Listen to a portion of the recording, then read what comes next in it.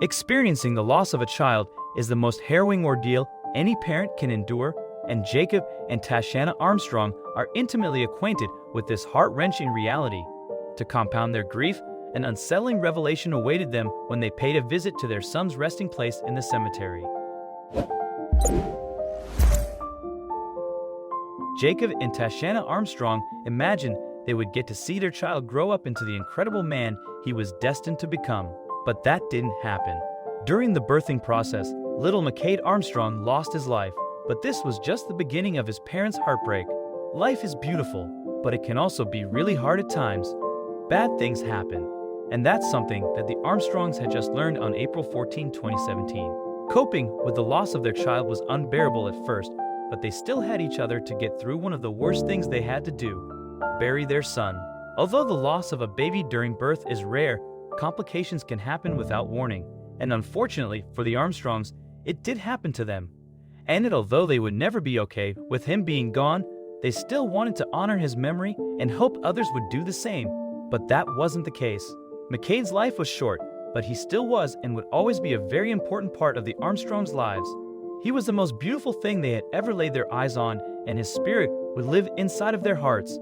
In the meantime, they had a place where they would always visit, and so would his future siblings. But a dark mist threatened to disturb his eternal rest. Losing someone is always hard, and losing a child is all the more difficult. The Armstrongs never believed that was an experience they would have to go through, already having two beautiful and healthy children, but they would soon find out that this loss would bring them closer together and closer to their community. The love and generosity of their family and friends kept them from sinking into despair, but they missed their little guy so much.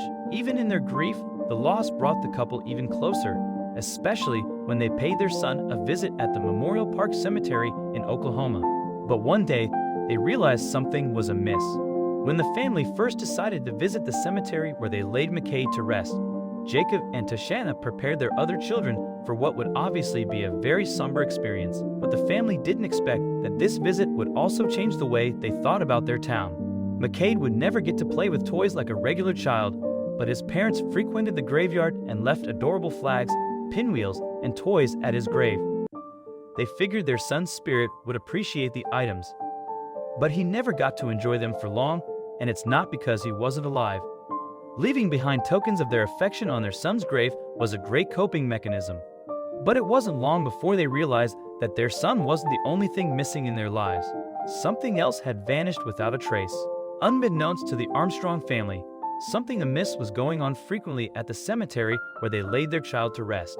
Whenever they laid toys, trinkets, or letters down on their son's grave, they disappeared by their next visit. Surely, there must be a reasonable explanation for this phenomenon. The broken-hearted parents realized that someone was taking the items they left behind. This pinwheel doesn't mean a whole lot to the next person, but it does mean a lot to the person who placed it there, she told Inside Edition. But was it an animal who took them or some kind of monster in human form? Grave robbing isn't a typical crime in small towns, and that certainly wasn't the extent that this could-be criminal was going to. But to take children's toys from grieving parents is cruel and devastating for anyone in the mourning process. But were the Armstrongs' suspicions correct, or was it some sort of animal or natural phenomenon moving their trinkets? Little McCade's dad was really angry that someone had taken these items from his son's grave.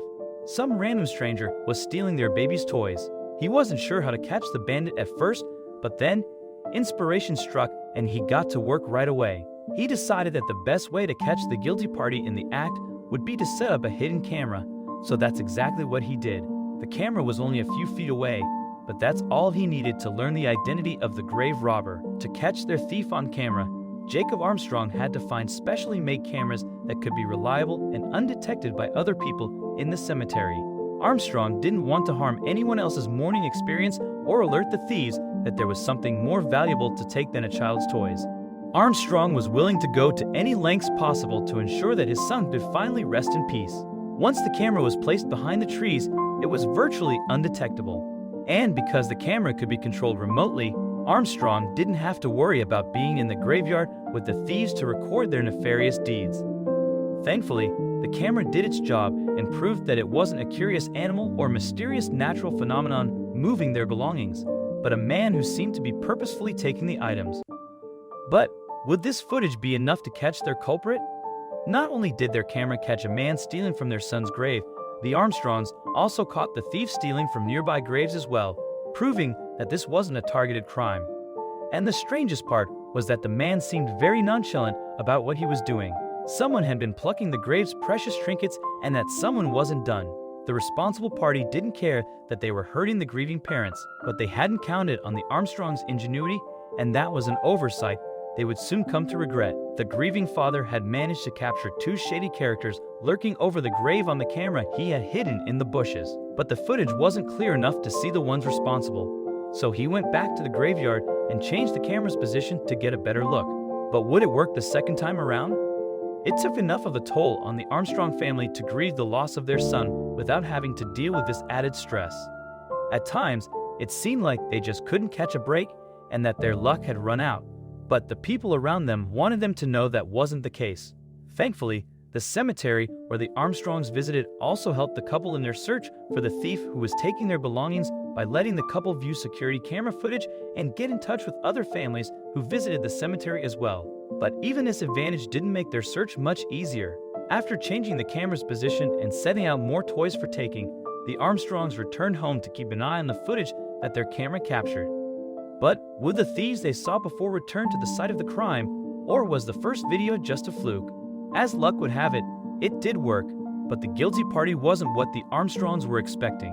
In the footage, they finally got to see an old man picking up a pinwheel from the grave and then walking away. The couple had to act fast, but they couldn't do it alone. After viewing the video, the couple got to work trying to identify the man who visited their son's grave. They got in touch with a local news team to assist in their search, and the news team led the couple to the local police department. The Armstrongs went to the North Enid Police Department in Oklahoma.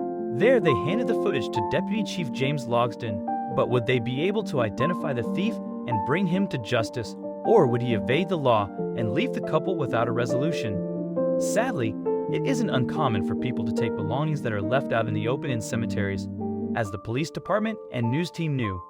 But with the video that the Armstrongs had been lucky to capture, they already had much more evidence than most victims could gather. Logsdon felt sympathy for the family because his sister had passed away at birth and was buried only a feet away from McCade. It would be hard to find a more defenseless victim than someone buried out here, Logsdon said to Inside Edition.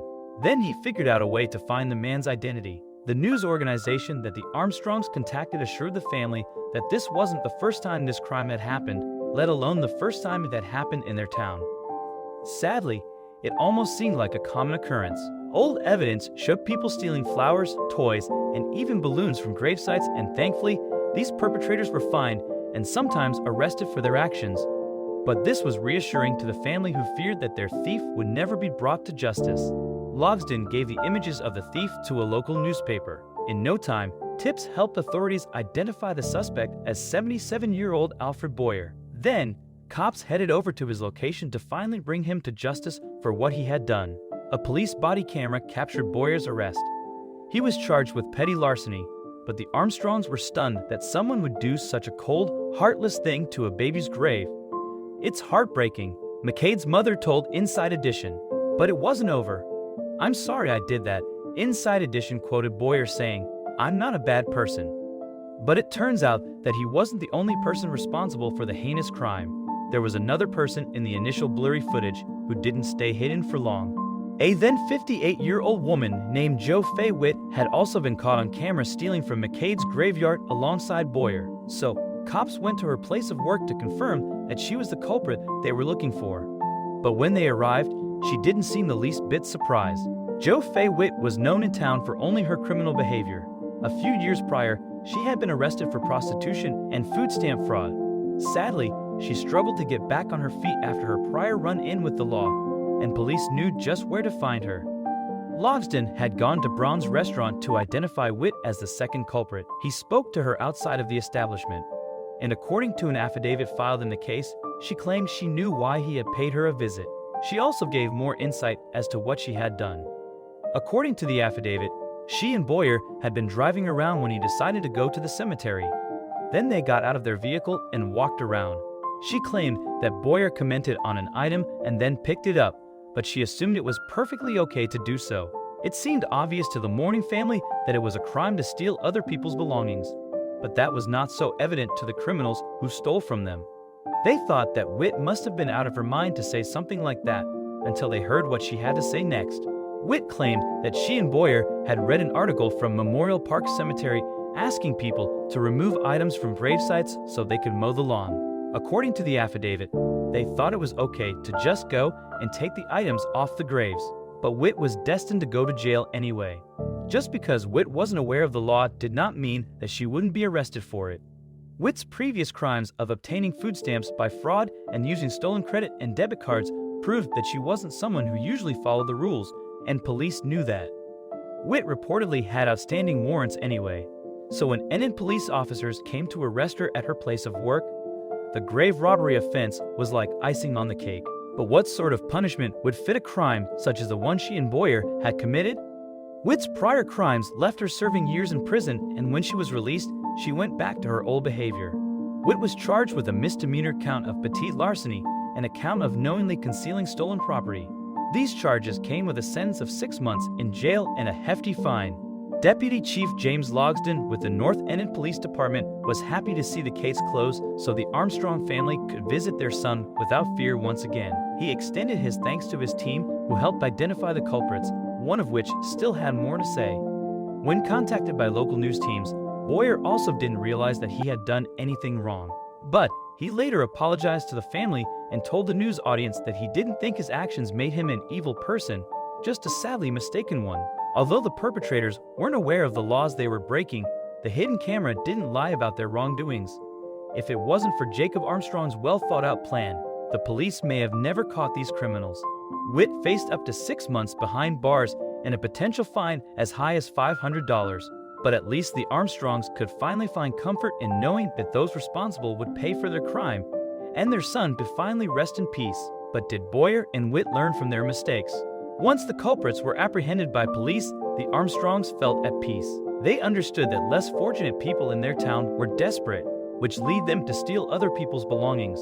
But they were happy that the cemetery was safe from their presence once again. Boyer and Whit's actions reveal a profound disregard for the feelings of the Armstrongs. While Boyer may not have considered his actions as inherently malevolent, he failed to pause and reflect on the potential harm they could inflict on others. One can only hope that he and his associates will never again desecrate another burial site.